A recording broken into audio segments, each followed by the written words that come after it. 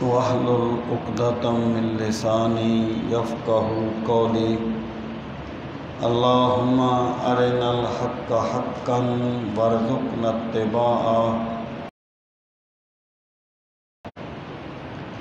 وارنا الباطل باطلا وارزقنا اجتنابہ اللہم ارنا الاشیاء کما ہی۔ اعوذ باللہ من الشیطان الرجیم، بسم اللہ الرحمن الرحیم۔ یہ تیسرے پارے کا 15واں رکوع ہے۔ تیسرے پارے کا 15واں رکوع شروع ہو رہا ہے۔ اعوذ باللہ من الشیطان الرجیم، بسم اللہ الرحمن الرحیم۔ قل یا اہل الکتاب تعالوا الی کلمۃ سواء بیننا وبینکم الا نعبد الا اللہ ولا نشرک بہ شیئا ولا یتخذ بعضنا بعضا اربابا من دون اللہ فإن تولوا فقولوا اشہدوا بأننا مسلمون۔ اس کا ترجمہ ہے، قل آپ کہہ دیں، یا اہل الکتاب، اے اہل کتاب، یعنی اہل کتاب کا لفظی معنی تو ہے کتاب والے،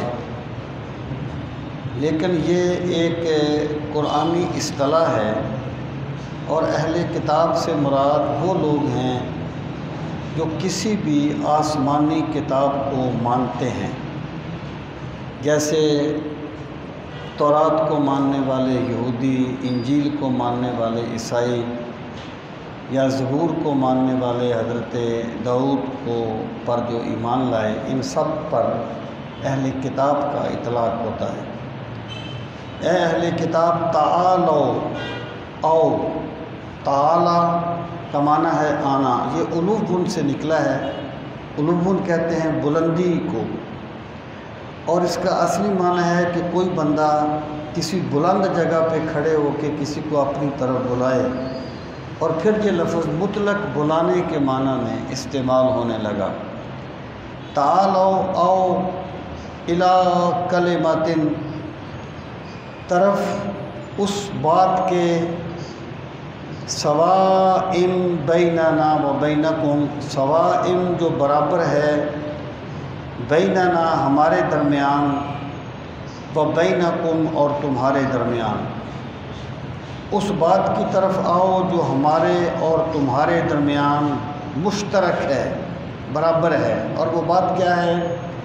اللہ نعبد الا اللہ، اللہ جو ہے یہ اصل میں ہے ان لا نعبد، ان کے لا نعبد، ہم عبادت نہ کریں، الا اللہ مگر اللہ تعالیٰ کی، ولا نشرک بہ شیئا اور ہم شریک نہ ٹھہرائیں، بہ اس کے ساتھ، شیئا کسی بھی چیز کو، ولا یتخذ اور نہ بنائے، بعضنا ہم میں سے بعض، بعضاً بعض کو، ارباباً رب کی جمع ہے رب، من دون اللہ اللہ کے علاوہ، یعنی جس بات کی طرف دعوت دی گئی وہ کیا ہے کہ اللہ کے سوا کسی کی عبادت نہ کریں،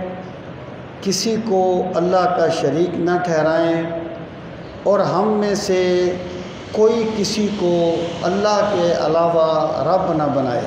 یہ میں عرض کرتا ہوں، فَإِن تَوَلَّوْا آپ دعوت دے دیں، اگر وہ پھر جائیں، فَقُولُوا پس تم کہو، اشہدوا تم گواہ ہو جاؤ، بِأَنَّا ساتھ اس کے بے شک ہم، مسلمون اللہ کی بارگاہ میں سر تسلیم خم کرنے والے ہیں، اور ہم اسلام لانے والے ہیں۔ یہاں پہلی بات یہ ہے کہ جب یہ جو عیسائی تھے یہ لاجواب ہو گئے، اب انہیں ایک بات کی دعوت دی کہ آؤ اس بات پہ اتفاق کرتے ہیں جو ہم میں اور تم میں مشترک ہے۔ دیکھیں اللہ تعالیٰ کے تمام انبیاء کرام جو تشریف لائے، ان کی آمد کا بنیادی مقصد صرف ایک تھا، اور وہ یہ تھا کہ وَلَقَدْ بَعَثْنَا فِي كُلِّ أُمَّةٍ رَسُولًا أَنِ اعْبُدُوا اللَّهَ وَاجْتَنِبُوا الطَّاغُوتَ۔ اللہ پاک فرماتا ہے ہم نے جب بھی کوئی رسول بھیجا، اس کا مقصد بعثت صرف یہ تھا کہ اس نے لوگوں سے کہا اللہ کی عبادت کرو، وَاجْتَنِبُوا الطَّاغُوتَ، اور شیطان سے بچو۔ یعنی بعثت رسالت یا مقصد بعثت جو ہے وہ توحید کی دعوت دینا ہے لوگوں کو، باقی پھر تمام دعوتیں اسی کا ثمرہ ہیں۔ اب ایک چیز ہوتی ہے جس کو ہم کہتے ہیں مشترکات کو ترجیح دینا، یہ بہت ایک یعنی اس آیت سے یہ بات مستنبط ہوتی ہے۔ دیکھیں یہود جو ہے نا وہ بھی اسلام کو نہ مان کے کافر ہو گئے، اور نصارہ بھی اسلام کو نہ مان کے ان کا ہو کر بھی کافروں والا ہو گیا۔ جس نے بھی رسول کریم علیہ السلام کی دعوت کو نہیں مانا وہ کافر ہی شمار ہوتا ہے۔ لیکن ان کا حکم الگ کیوں رکھا گیا ہے کہ یہ اہل کتاب ہیں؟ اس کی وجہ یہ ہے کہ ایک بات مشترک ہے سب میں اصولی طور پر، کہ اللہ تعالیٰ کے سوا کسی کی عبادت نہیں کرنی اور اللہ کے ساتھ کسی کو شریک نہیں ٹھہرانا۔ تو اسے کہا جاتا ہے مشترکات کی دعوت دینا۔ دیکھیں مسلمانوں میں بہت سے فرقے ہیں، بہت سے مسالک ہیں۔ ایک سطح ہوتی ہے جہاں دیوبندی اور بریلوی آپس میں مقابلے میں آتے ہیں۔ جب ان کا مقابلہ غیر مقلدین سے ہوتا ہے تو اکٹھے ہو کے اس کا جواب دیتے ہیں۔ جب ان کے مقابل میں روافض ہوتے ہیں تو یہ تینوں اکٹھے ہو جاتے ہیں۔ اس طریقے سے یہ دائرہ بڑھتا چلا جاتا ہے۔ حضرت شاہ عبد العلیم صدیقی رحمۃ اللہ تعالیٰ علیہ نے، جو مولانا شاہ احمد نورانی کے والد تھے، انہوں نے ایک تنظیم قائم کی تھی کہ جو کسی بھی مذہب کو کسی بھی طرح مانتا ہے، آسمانی مذہب کو، سارے اکٹھے ہو جاؤ، اور جو لوگ ملحد ہیں کسی مذہب کو نہیں مانتے ان کے خلاف جد و جہد کرو۔ تو یہ دائرے ہوتے ہیں، یہ دائرے ہوتے ہیں۔ اور جب مشترکات کو ترجیح دی جائے بولنے میں بھی لکھنے میں بھی، تو اس سے وحدت پیدا ہوتی ہے۔ اختلاف رہتے ہیں اپنی جگہ پر، اختلافات ہیں بالکل رہتے ہیں، لیکن اگر مشترکات کو ترجیح دی جائے گی تو نفرتیں نہیں پھیلیں گی، ایک قرب پیدا ہوگا۔ لیکن پرابلم کیا ہے کہ جو خطیب مشترکات پر زور دیتا ہے اس کی تقریر لگتی نہیں ہے، اور پرابلم یہ ہے کہ خطبہ کا مطمع نظر تقریر کا لگانا ہے، الا ماشاءاللہ قرآن و سنت کا پیغام پھیلانا نہیں ہے۔ تو اس کا مطلب یہ ہے کہ دیکھیں جب پاکستان بنا تھا، اب قادیانی تحریک کو دیکھ لیں، کیا اس وقت بریلویوں نے اپنے عقائد چھوڑ دیے تھے، دیوبندیوں نے اپنے عقائد چھوڑ دیے تھے، یا اہل حدیثوں نے اپنے عقائد چھوڑ دیے تھے، یا شیعوں نے اپنے عقائد، سب اپنے اپنے عقیدے پر قائم تھے۔ لیکن ایک مقصد تھا کہ ہم نے جو بندہ ختم نبوت کا منکر ہے اس کے خلاف ہم نے جد و جہد کرنی ہے۔ بڑے کام کے لیے مشترکات کو آگے لانا ہوگا۔ تو یہاں پر اللہ تعالیٰ نے یہ فرمایا کہ آپ ان سے فرمائیں کہ جو بات ہم میں اور تم میں متفق ہے اسی کو لے کے آگے بڑھتے ہیں، اور جو مشرک ہیں ان کے خلاف جد و جہد کرتے ہیں۔ اب یہاں پر تین باتیں کہیں گئی۔ پہلی بات یہ کہ اللہ کے سوا کسی کی عبادت نہیں کریں گے۔ انہوں نے کیا کیا تھا کہ نصارہ نے حضرت مریم اور حضرت عیسیٰ کو بھی تین خداؤں میں سے دو خدا بنا لیا تھا، تین خداؤں کا کنسیپٹ ان میں آ گیا تھا۔ یہود نے حضرت عزیر کو ابن اللہ کہنا شروع کر دیا تھا۔ تو پہلی بات یہ کہ اللہ کے سوا کسی کی عبادت نہیں کریں گے۔ دوسری بات یہ اللہ کے ساتھ کسی کو شریک نہیں ٹھہرائیں گے، اس کی عبادت میں کسی کو۔ اور تیسری بات یہ وَلَا يَتَّخِذَ بَعْضُنَا بَعْضًا أَرْبَابًا مِّن دُونِ اللَّهِ، کہ ہم میں سے کوئی کسی کو اللہ کے سوا رب نہیں بنائے گا۔ اب دیکھیں جب حضرت عدی بن حاتم، عدی مسلمان ہوئے، حاتم طائی کے بیٹے تھے۔ انہوں نے کہا کہ یا رسول اللہ صلی اللہ علیہ وسلم، ہمیں قرآن کریم میں یہ کہا گیا ہے کہ ہم اللہ کے سوا رب بناتے ہیں، ہم تو اللہ کے سوا کسی کو رب نہیں بناتے۔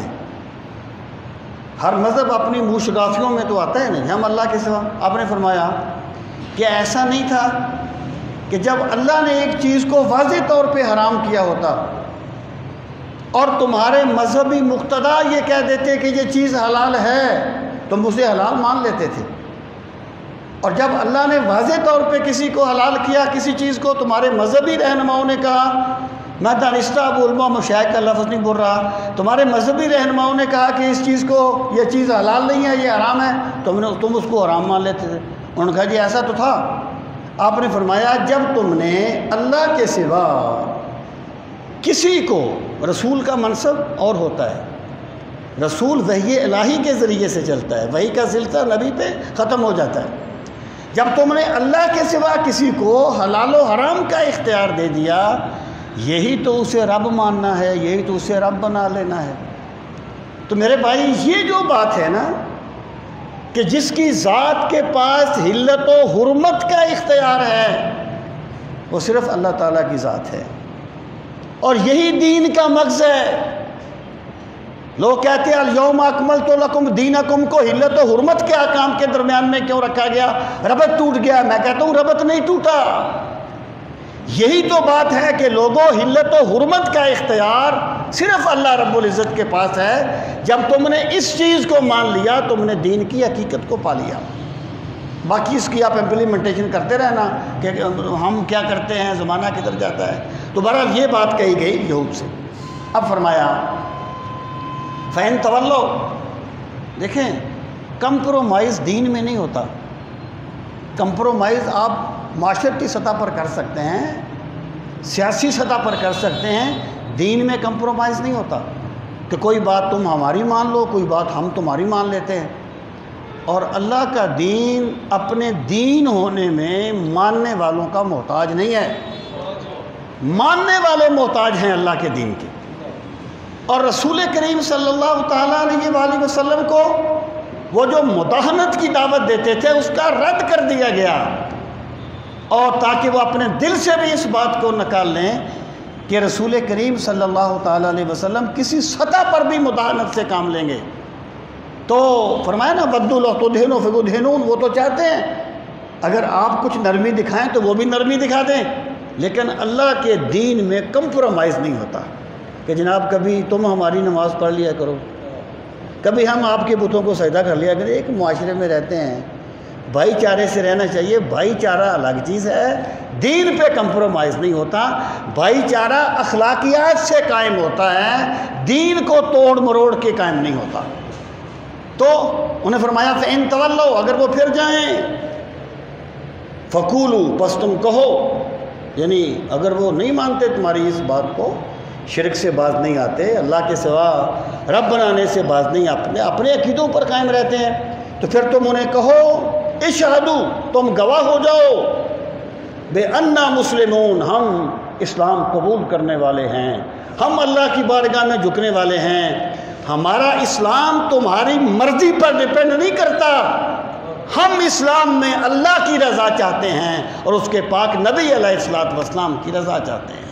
فَقُولُوا اشْهَدُوا بِأَنَّا مُسْلِمُونَ۔ اب فرمایا یا اہل الکتاب لِمَ تُحَاجُّونَ فِی ابراہیم وَمَا أُنزِلَتِ التَّوْرَاةُ وَالْإِنجِیلُ إِلَّا مِن بَعْدِهِ أَفَلَا تَعْقِلُونَ۔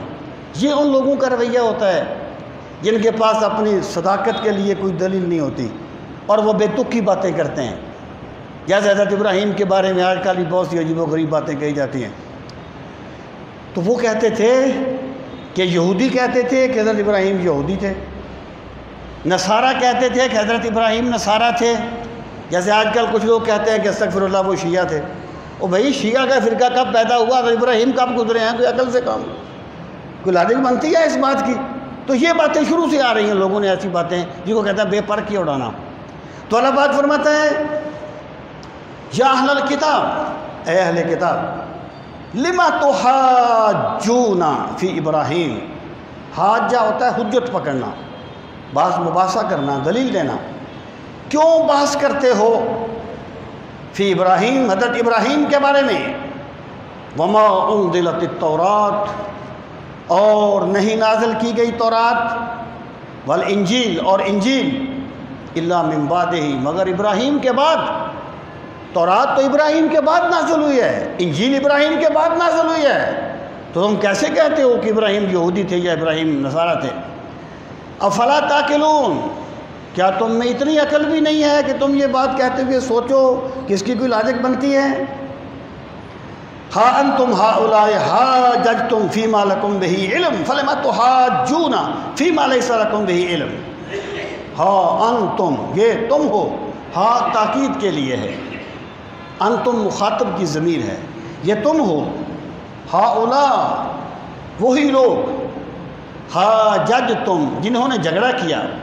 یہاں حاججتم سے مراد ہے جو نصارہ نے جھگڑا کیا تھا الوہیت مسیح پر، جس کا ذکر پہلے گزرا، یعنی تم وہی لوگ ہو جنہوں نے جھگڑا کیا اس چیز میں، فیما لکم بہ علم، فیما جس میں، لکم تمہارے لیے، بہی اس میں، علم کچھ علم تھا، یعنی تم نے جو پہلے جھگڑا کیا نا حضرت عیسیٰ علیہ السلام کے بارے میں، اس میں تمہارے پاس کچھ باتیں تھیں جن کو تم نے غلط رنگ دے دیا۔ مثلا حضرت عیسیٰ علیہ السلام اللہ کا کلمہ ہے، حقیقت ہے بات، تم نے اس کو غلط رنگ دے دیا۔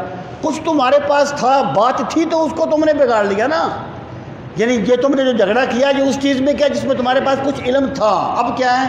فَلِمَ تُحَاجُّونَ فِيمَا لَيْسَ لَكُمْ بِهِ علم، تو کیوں جھگڑا کرتے ہو فیما اس چیز میں جو لیس لکم بہ علم، جس کا تمہارے پاس سرے سے کوئی علم ہی نہیں ہے۔ یعنی ابراہیم کب ہوئے، تورات کب ہوئی، ابراہیم کب ہوئے، انجیل کب آئی، اس کی کوئی لاجک ہی نہیں بنتی۔ جس کے پاس تمہارے پاس کچھ علم تھا تم اس میں بھی جواب نہیں دے سکے، تو جس چیز کا تمہارے پاس سرے سے علم ہی نہیں ہے اس کا تم جواب کیسے دو گے؟ یہی بات ہے کہ آخرت کا معاملہ غیب کا معاملہ ہے، اور پوری انسانیت اکٹھی ہو کے غیب کا ایک ذرہ معلوم نہیں کر سکتی۔ غیب کے لیے در نبوت پہ جانا پڑتا ہے۔ تو بندو تم تو یہ فیصلہ نہیں کر سکے کہ تم نے نظام حکومت کیسے چلانا ہے، جمہوریت لانی ہے، بادشاہی لانی ہے، پارلیمانی نظام لانا ہے، شورائی نظام لانا ہے، کس طرح تم نے حکومت چلانی ہے؟ جس کا تمہارے پاس کچھ علم ہے تم اس میں فیصلہ نہیں کر سکے، تو تم آخرت کے بارے میں کیا فیصلے کرو گے اپنے پاس سے؟ دین کے بارے میں کیا فیصلے کرو گے اپنے پاس سے؟ جس چیز کا تمہارے پاس علم ہے اس میں تم کوئی فیصلہ نہیں کر سکے، ورنہ تمہاری آراء مختلف نہ ہوتی، تو جس کا تمہارے پاس سرے سے علم نہیں ہے اس کے بارے میں تم کیا فیصلہ کر سکتے ہو؟ یہ ہے غیب پانے میں عقل انسانی کی بے بسی۔ فَلِمَ تُحَاجُّونَ فِيمَا لَيْسَ لَكُمْ بِهِ عِلْمٌ وَاللَّهُ يَعْلَمُ وَأَنْتُمْ لَا تَعْلَمُونَ، اللہ جانتا ہے وَأَنْتُمْ لَا تَعْلَمُونَ، اور تم نہیں جانتے۔ بندے کی کمزوری کیا ہے؟ جو کچھ باتیں جانے نا وہ یہ نہیں سمجھتا کہ میں کچھ جانتا ہوں، وہ کہتا ہے میں سب کچھ جانتا ہوں۔ جو اس دنیا کی رہنمائی حاصل کر لے وہ سمجھتا میں آخرت کے فیصلے بھی کرنے کی طاقت رکھتا ہوں۔ تو اللہ پاک نے فرمایا یہ جو حقائق ہیں انہیں اللہ جانتا ہے، وَأَنْتُمْ لَا تَعْلَمُونَ، تم نہیں جانتے۔ آگے فرمایا کہ سیدنا ابراہیم تھے کیا؟ مَا كَانَ إِبْرَاهِيمُ يَهُودِيٌّ وَلَا نَصْرَانِيًّا، ما نہیں، کانا تھے، ابراہیم یہودیاً یہودی، ولا نصرانیہ اور نہ ہی نصرانی۔ حضرت ابراہیم نہ یہودی تھے نہ نصرانی تھے، ولیکن کان حنیفا، بلکہ وہ تھے یکسو ہونے والے۔ اگر ایک بندہ باطل کی طرف یکسو ہو اسے جنف کہا جاتا ہے، جنف، اور اگر کوئی بندہ حق کی طرف یکسو ہو اسے حنف کہا جاتا ہے۔ حنیفہ کا معنی یہ ہے کہ حضرت ابراہیم ہر طرف سے منہ موڑ کے صرف اپنے اللہ کی بارگاہ کی طرف رجوع کرنے والے تھے۔ اور اے یہود و نصارہ، تم نے تو اپنے مفادات کے لیے دین کا حلیہ بگاڑ دیا ہے، تم نے تو اپنے مفادات کے لیے دین کو سیڑھی بنا کے استعمال کیا ہے، تم دین کا نام لے کر دنیا دار بن گئے ہو، جبکہ ابراہیم کی شان یہ ہے وہ ہر حال میں اللہ کی طرف جھکنے والے تھے۔ یہ جو دین کے نام پہ، میں کہا کرتا ہوں کہ مذہبی عقیدتیں بہت نازک ہوتی ہیں، اگر کوئی مذہب کے نام پہ بگاڑ پیدا کرے تو بڑی تباہی پھیلا دیتا ہے۔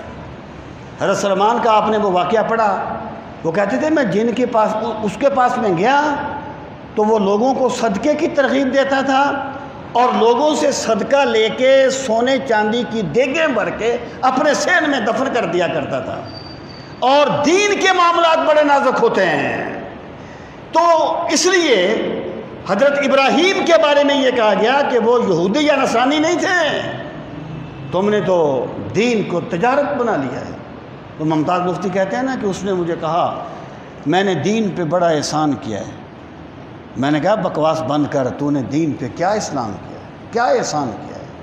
اس نے کہا میں نے دین کو کبھی اپنے ذاتی مقصد کے لیے سیڑھی نہیں بنایا۔ ایک بندہ تھا نا اعلیٰ حضرت رحمۃ اللہ تعالیٰ علیہ نے اس سے گھی خریدنا تھا، آپ نے پوچھا گھی کا پیپا کتنے کا ہے؟ اس نے کہا حضرت لوگوں کے لیے تو 2.5 روپے کا ہے، آپ کے لیے 2 روپے کا ہے۔ فرمایا میرے لیے سستا کیوں ہے؟ کہا تم آپ ہمارے مذہبی رہنما ہیں۔ فرمایا اسی قیمت پہ ہمیں دو جس قیمت پہ سب کو دیتے ہو، ہم دین بیچا نہیں کرتے۔ یہ بڑے لوگوں کی باتیں ہیں، یہ بڑے لوگوں کی باتیں ہیں، لوگ اس کا تصور نہیں کر سکتے۔ تو اللہ پاک نے فرمایا وہ حنیف تھے۔ دوسری بات کیا فرمائی؟ مسلمہ، وہ مسلمان تھے۔ آپ کہہ سکتے ہیں، کوئی بندہ کہہ سکتا ہے کہ اگر یہودی نصارہ بعد میں آیا تو مسلمان بھی بعد میں آیا، غلط کنسیپٹ ہے۔ اللہ کا ہر نبی اسلام کا مبلغ تھا، اللہ کا ہر نبی اسلام کی دعوت دینے والا تھا۔ اور مسلم اسلام کیا ہے؟ گردن نہادن بتات، اللہ کی بندگی کرتے ہوئے اپنا سر اس کی بارگاہ میں جھکا دینا، اسے اسلام کہا جاتا ہے۔ تو مسلمہ کا آپ لفظی معنی بھی کر سکتے ہیں اور اصطلاحی معنی بھی کر سکتے ہیں کہ اللہ حضرت ابراہیم سچے دین پر تھے جو ہر نبی اسلام لے کے آیا، اور دوسرا حضرت ابراہیم اپنے مفادات کی پیروی کرنے والے نہیں تھے۔ جب اللہ کا حکم پہنچتا تھا ابراہیم کا سر جھک جاتا تھا۔ حضرت ابراہیم علیہ السلام اللہ کی بارگاہ میں جھکنے والے تھے، اس کو اسلام کہا جاتا ہے اور یہ روح اسلام ہے۔ وہ ابراہیم بن وہ کہتے ہیں نا کہ میں نے ایک غلام خریدا اور میں نے اس سے پوچھا تمہارا نام کیا ہے؟ اس نے کہا حضرت غلاموں کے نام نہیں ہوتے، جس بھی نام سے پکارو گے بھاگا بھاگا آؤں گا، آپ کا غلام ہوں نا۔ میں نے کہا کیا کھاتے ہو؟ کہنے لگا حضرت غلاموں کی مرضی نہیں ہوتی، جو بھی کھلاؤ گے کھاؤں گا، خدمت میں لگا رہوں گا۔ ابراہیم بن ادم کہتے ہیں۔ کہا کیا پہنتے ہو؟ کہنے لگا حضرت غریبوں غلاموں کی مرضی منشا نہیں ہوتی، جو بھی پہناؤ گے خوشی سے پہنوں گا، خدمت میں لگا رہوں گا۔ ابراہیم بن ادم کہتے ہیں میری آنکھوں میں آنسو آ گئے۔ میں نے کہا کاش میں بھی اپنے رب کا ایسا ہی بندہ ہوتا، اس کا حکم پہنچتا میں اس کی تعمیل میں بھاگ کھڑا ہوتا، اس کا حکم پہنچتا میرے بڑھتے ہوئے قدم رک جاتے۔ اس کو اسلام کہا جاتا ہے۔ ولیکن کان حنیفا مسلما، حضرت ابراہیم حق کی طرف یکسو ہونے والے اور اللہ کی بارگاہ میں سر تسلیم خم کرنے والے تھے۔ اور حق یہ ہے کہ جو بندہ اندر سے کھوکھلا ہوتا ہے نا، وہ پھر لفظوں کے ہیر پھیر میں اپنی کمی پوری کرنا چاہتا ہے۔ جس بندے کے پاس اور کوئی دلیل نہیں ہوتی وہ ایسے ہی دلیلیں گھڑتا ہے، جبکہ حق یہ ہے کہ حضرت ابراہیم علیہ السلام کا ترہ امتیاز یہ ہے کہ وہ ہمیشہ حق کی طرف رجوع کرنے والے اور اللہ کی بارگاہ میں سر تسلیم خم کرنے والے تھے۔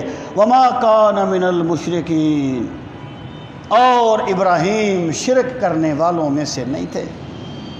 اے مشرکو، تم نے کیا کیا ہے کہ تم نے لوگوں کی عقیدتیں خریدنے کے لیے ہر قبیلے کا بت بیت اللہ میں رکھ دیا ہے تاکہ لوگ اس کی پوجا پاٹ کرنے کے لیے آئیں، اہل مکہ کو احترام سے دیکھیں، ہمیں نذرانے دیں۔ تم نے اپنے نذرانوں کے لیے اللہ کے گھر کو بیت اللہ بنانے کا جرم کیا ہے، جبکہ ابراہیم تو موحد ہیں، وہ تو توحید کا پیغام بلند کرنے کے لیے آگ میں کود گئے تھے۔ تم کس منہ سے کہتے ہو کہ ہم ملت ابراہیمی کی پیروی کرنے والے ہیں؟ وما کان من المشرکین، اور وہ مشرکین میں سے نہیں تھے۔ اب فرمایا حضرت ابراہیم کے طریقے پر چلنے والے کون ہیں؟ ان اول الناس، اولا کا معنی زیادہ مستحق، زیادہ قریبی، بے شک حضرت ابراہیم کے زیادہ قریبی۔ اور دیکھیں یہاں پر یہ کہا جا رہا ہے کہ حضرت ابراہیم کے زیادہ قریبی اہل ایمان ہیں، کیونکہ انہوں نے حضرت ابراہیم کے مشن سے غداری نہیں کی۔ اچھا، یہاں پر جو اولا کا لفظ ہے، اس کا یہ مطلب ہے کہ مشرکین بھی قریبی ہیں لیکن ایمان والے زیادہ قریبی ہیں؟ کیا اس کا یہ مطلب ہے کہ یہود و نصارہ بھی قریبی ہیں لیکن ایمان والے زیادہ قریبی ہیں؟ نہیں، یہ جو تفضیل کا صیغہ ہوتا ہے یہ کبھی کبھی حصر کے لیے آتا ہے، حصر، جیسے واللہ خیر الرازقین، اللہ بہترین رازق ہے۔ اس کا یہ مطلب نہیں ہے رازق اور بھی ہیں اور اللہ بہترین رازق ہے، یہاں پر حصر کے معنی میں ہے اللہ ہی رازق ہے، احسن الخالقین۔ اس کا یہ مطلب نہیں ہے کہ اللہ سب سے اچھا خالق ہے، خالق اور بھی ہیں، خالق میرے رب کے سوا ہے کوئی نہیں۔ احسن الخالقین کا مطلب ہے اللہ ہی خالق ہے۔ تو یہاں پر بھی یہ حصر کے معنی میں ہے کہ بے شک حضرت ابراہیم کے قریبی کون لوگ ہیں؟ للذین، وہ یقیناً وہ لوگ ہیں، اتبعوہ، جنہوں نے ابراہیم کی پیروی کی ہے۔ قرب دعووں سے نہیں ملتا، قرب پیروی کرنے سے ملتا ہے۔ یہ رسول کریم علیہ السلام کے تبرکات کی عظمت کا کوئی مومن انکار تو نہیں کر سکتا۔ اور جب صحابہ نے رسول کریم علیہ السلام کے وضو مبارک کا پانی اپنے چہروں پر ملا تو سرکار نے تحسین فرمائی، منع تو نہیں فرمایا نا، تبرکات حق ہیں۔ لیکن ایک اور حدیث پاک سنیے، جب ایک موقع پہ رسول کریم صلی اللہ تعالیٰ علیہ وسلم نے وضو فرمایا اور صحابہ پانی لینے کے لیے لپکے، آپ نے فرمایا کیوں کرتے ہو ایسا؟ انہوں نے کہا اس لیے کرتے ہیں ہمیں آپ سے محبت ہے۔ اور تبرکات، پھر میں کہہ رہا ہوں اسے تبرکات کے منافی نہ سمجھ لینا۔ اگر تبرکات کی کوئی حقیقت نہ ہوتی تو حضرت خالد بن ولید اپنی ٹوپی میں سرکار کے منہ مبارک نہ رکھتے، حضرت امیر معاویہ یہ نہ کہتے کہ میرے ناخن ہیں، میرے پاس سرکار کے ناخن ہیں، جب میں مر جاؤں میرے سینے پہ رکھ دینا، ان کے صدقے میں اللہ مجھ پہ کرم فرمائے گا۔ تبرکات حق ہیں، لیکن ایک دوسرا رخ میں آپ کو بتانا چاہتا ہوں کہ سرکار، انہوں نے کہا ہم آپ سے محبت کی وجہ سے کرتے ہیں۔ فرمایا جو بندہ مجھ سے محبت کرتا ہے اسے چاہیے کہ سچ بولا کرے، امانت کو لازم پکڑا کرے اور میری اتباع کیا کرے۔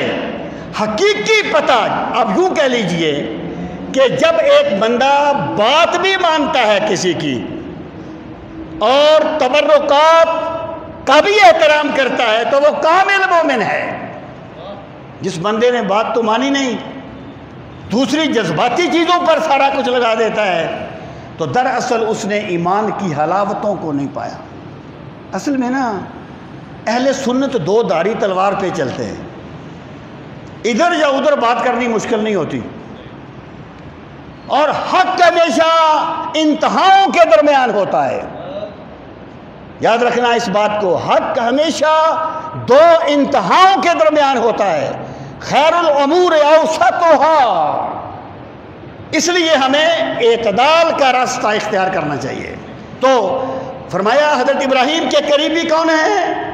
فرمایا للذین اتبعوہ، یقیناً وہ لوگ ہیں جو حضرت ابراہیم کی پیروی کرتے ہیں۔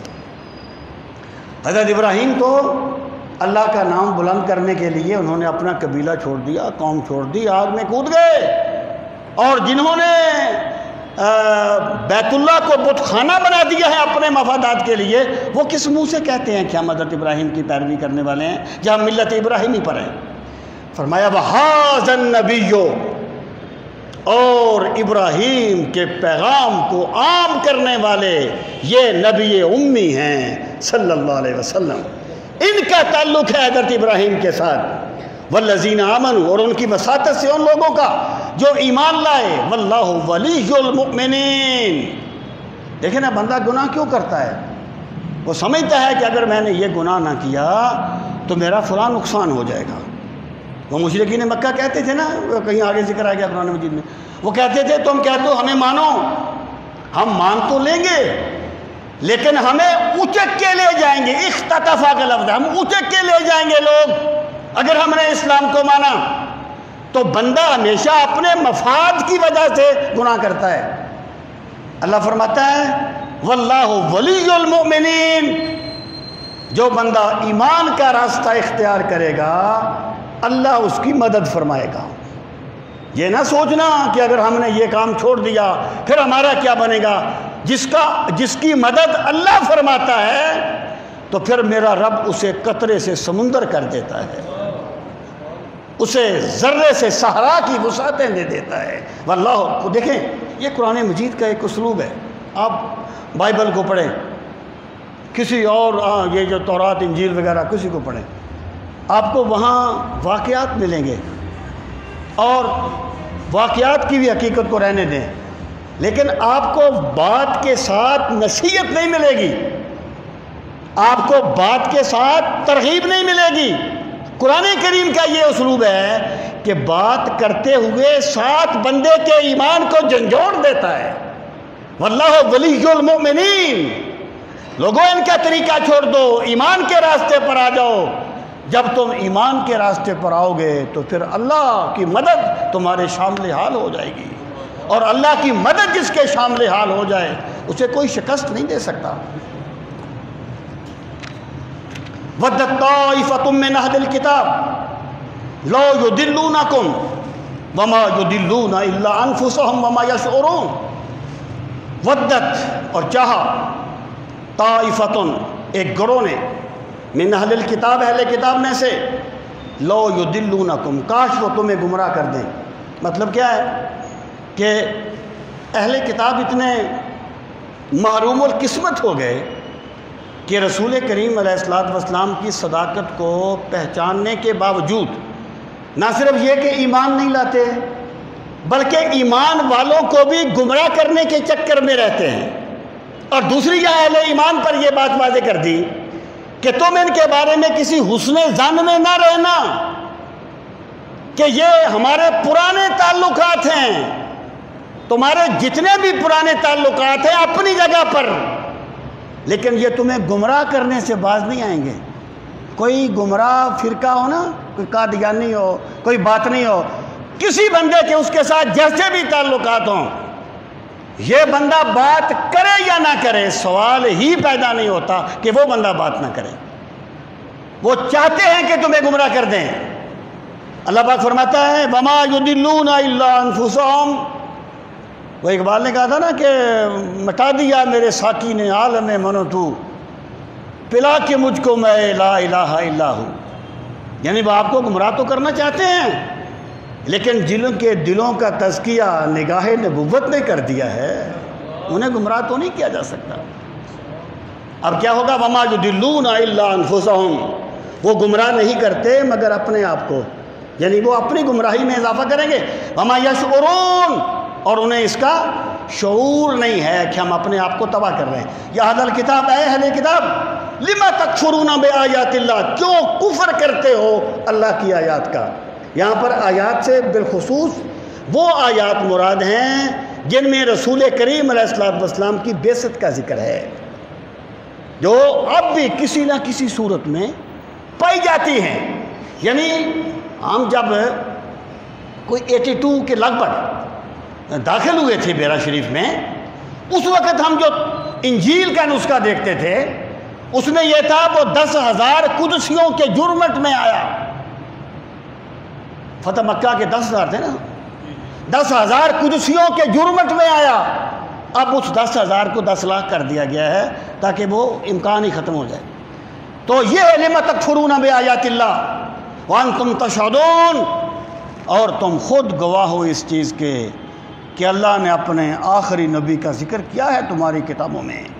یا اہل الکتاب، اے اہل کتاب، لما تلبسون الحق بالباطل، تم حق کو باطل کے ساتھ خلط ملط کیوں کرتے ہو؟ حق بات کو واضح کیوں نہیں کرتے؟ وتکتمون الحق، اور تم حق کو چھپاتے ہو، وانتم تعلمون، اور تم جانتے ہو کہ تم غلط کر رہے ہو۔ آگے ان کی ایک سازش کا ذکر ہے۔ یہ بڑے سازشی ذہن ہوتے ہیں۔ کچھ لوگوں نے کہا، ایسے کرتے ہیں کہ کچھ صبح کے وقت کچھ لوگ مسلمان ہوتے ہیں اور شام کو کہیں گے ہم نے اسلام تو قبول کیا تھا لیکن ہم نے وہ بات نہیں دیکھی، تو باقی لوگ بھی اس سے بدگمان ہو جائیں گے۔ یہ بھی ایک پلاننگ ہوتی ہے کہ کچھ بندے ایک پلاننگ کے تحت کسی پارٹی میں شامل ہو جائیں، بعد میں کہیں نہیں وہ بات نہیں ہے جو کہی جاتی ہے، اس سے ایک بدگمانی پھیلنے کا اندیشہ ہوتا ہے۔ تو یہ سازش انہوں نے کی تھی۔